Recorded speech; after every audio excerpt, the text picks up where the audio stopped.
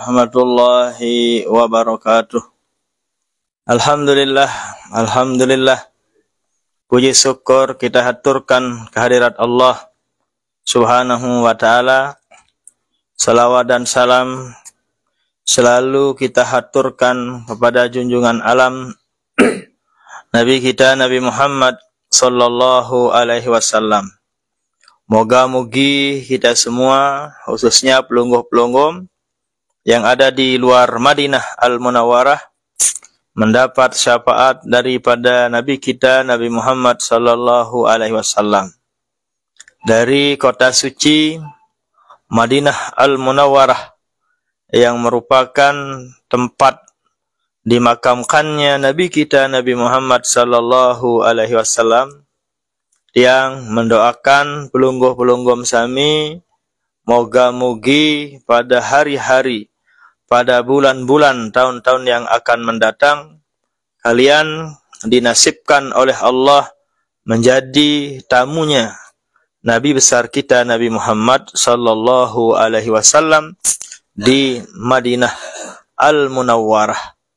Madinah artinya kota, Al-Munawwarah yang disinari oleh nur Nabi kita Nabi Muhammad sallallahu alaihi wasallam. Sehingga dalam bait yang sangat masyhur dikatakan, ya Makkatu madza naqul wa fiki qad wulidar rasul. Apa artinya? Hai Makkah, dengan apa saya sanjung, dengan apa saya puji kalian Makkah?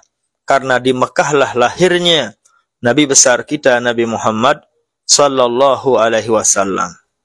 Demikian juga ya Taibatu maza naqul, dengan apa kita akan memuji, menguraikan, menjelaskan, menyanjung dari Taibah, dari Madinah Al-Munawwarah, wa fiki qad hallar rasul, karena di Madinah Al-Munawwarah lah dimakamkannya, dikuburkannya Nabi besar kita Nabi Muhammad sallallahu alaihi wasallam. Kalau di Riyadh ada apa di Riyadh? Oh, kalau di Riyadh ada di sana ya kerajaan, istana kerajaan adanya di Riyadh. Tapi kalau di Mekah Al-Mukarramah adanya Ka'bah dan lain sebagainya. Kalau di Madinah Al-Munawwarah ada makam Nabi kita Nabi Muhammad sallallahu alaihi wasallam, ada juga yang namanya Raudah. Tentu alhamdulillah wa syukurillah, dimanapun pelungguh sami berada, yang ada di Malaysia, yang ada di Riyadh, yang ada di Indonesia, yang ada di Dubai, yang ada di KL, dimanapun pelungguh-pelungguh sami berada, selalu kami ingat dan doakan secara umum. Mudah-mudahan pelungguh-pelungguh juga dinasibkan oleh Allah Subhanahu wa ta'ala untuk berziarah kepada Nabi besar kita Nabi Muhammad sallallahu alaihi wasallam. Tentu rahasia semuanya itu adalah seperti yang diwasiatkan atau yang diajarkan oleh guru saya Profesor Dr. Sayyid Muhammad Alawi Al-Maliki Al-Hasani. Apa nasihat beliau? As-sirru kullas sirri bis-salati ala nabi sallallahu alaihi wasallam. Rahasia dari semua rahasia, kunci rahasia dari semua rahasia, kata beliau, adalah tergantung kembali kepada kita, tergantung banyaknya kita mengingat, membaca salawat kepada Nabi kita Nabi Muhammad sallallahu alaihi wasallam. Jiwa yang cinta, hati yang rindu kepada Rasul sallallahu alaihi wasallam, mau tidak mau pada hari-hari yang akan datang akan dinasibkan oleh Allah Subhanahu wa ta'ala untuk berziarah langsung kepada Nabi kita Nabi Muhammad sallallahu alaihi wasallam.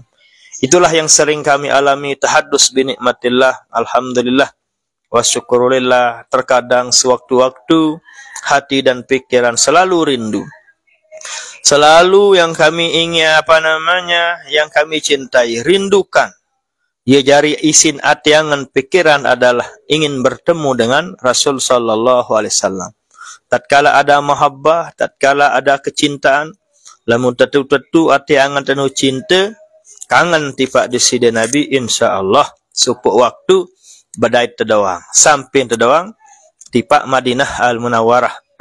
Banyak pelungguh-pelungguh, dimanapun pelungguh-pelungguh berada, sila pelungguh ungkapkan rasa cinta pelungguh dengan membaca Al-Fatihah kepada Nabi kita Nabi Muhammad sallallahu alaihi wasallam.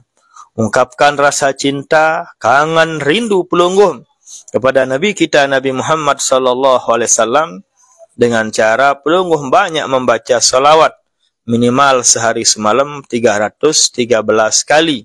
Sering kami sampaikan, tinggal diamalkan, ya. Jadi pelungguh-pelungguh kalau sering membaca salawat, kuat membaca salawat, sehari semalam mampu membaca salawat 313 kali, insyaallah dalam waktu yang relatif singkat akan dinasibkan oleh Allah berziarah langsung ke Madinah Al-Munawwarah, ya. Nah, demikian juga jika kalian membaca cinta kepada Nabi, hendaklah membaca Fatihah kepada Rasul sallallahu alaihi wasallam. Ini nasihat pesan dari guru kita semua, Sayyid Muhammad Alawi Al-Maliki Al-Hasani, bahwa rahasia di antara dari semua rahasia, kunci pintu rahasia dari semua rahasia adalah pada banyaknya kita membaca salawat dan salam kepada junjungan alam Nabi besar kita Nabi Muhammad sallallahu alaihi wasallam.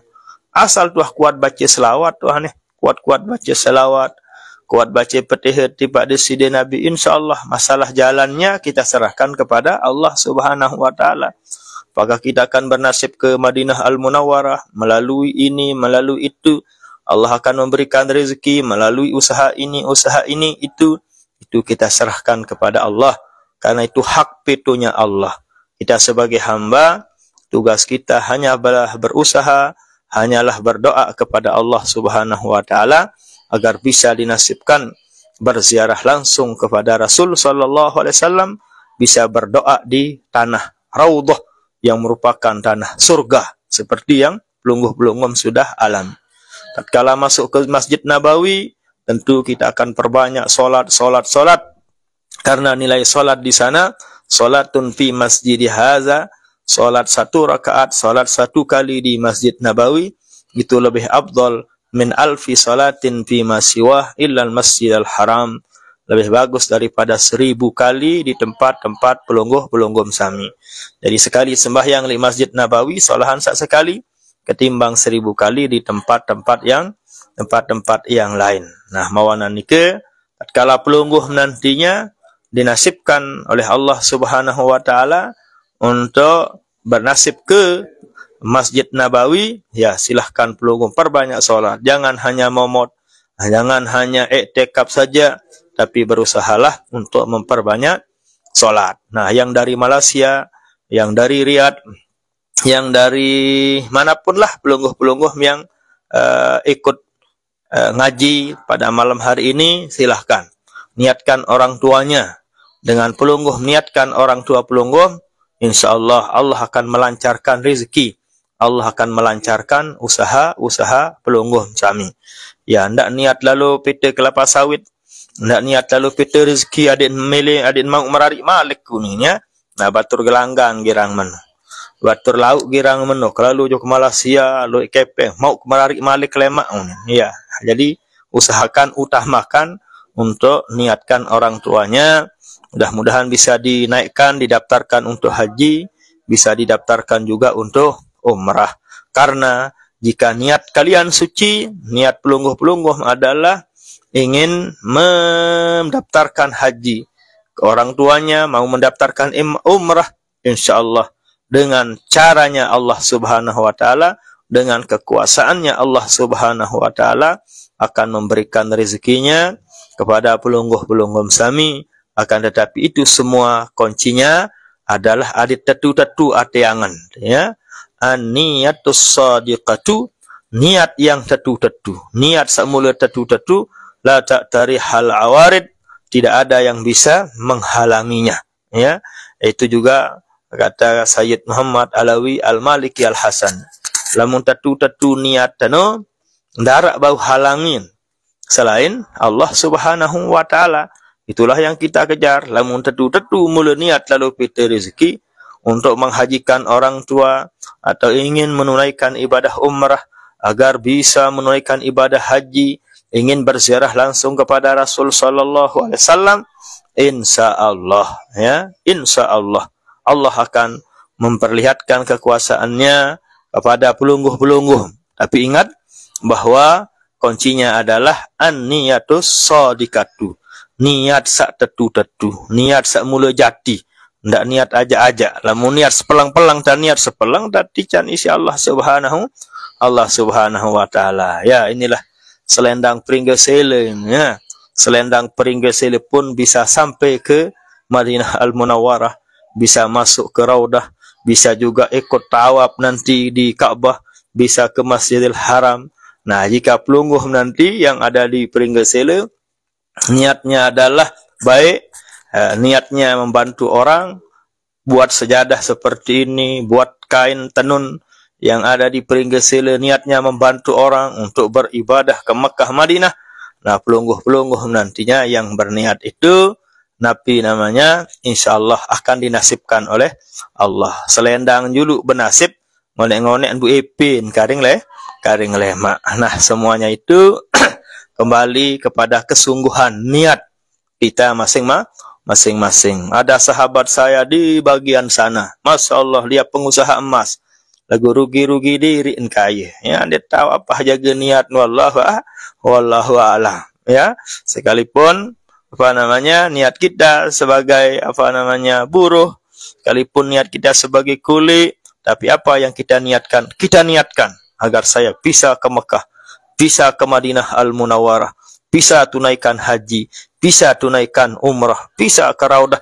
Pokok luik solah-solah niat Tuhan insyaallah Allah akan meluangkan, Allah akan memberikan jalan kepada kita semua.